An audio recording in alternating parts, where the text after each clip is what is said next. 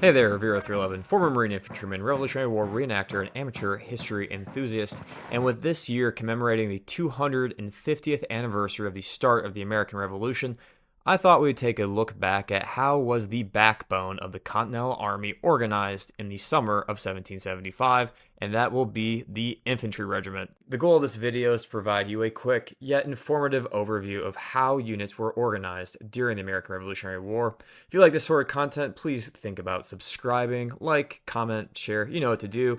And without further ado, let's begin the video.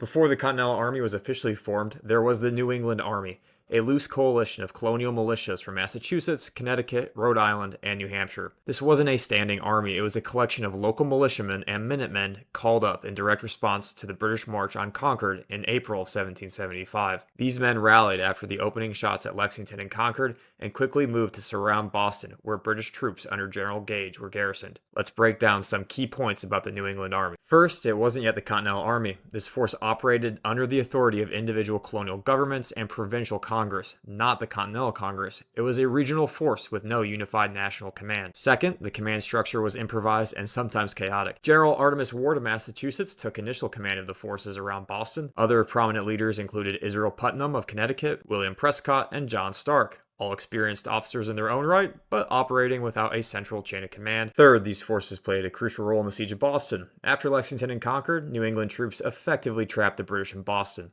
cutting off land access and forcing a long standoff. This siege made it clear that the colonies needed a unified professional army. Finally, the New England Army became the foundation of the Continental Army.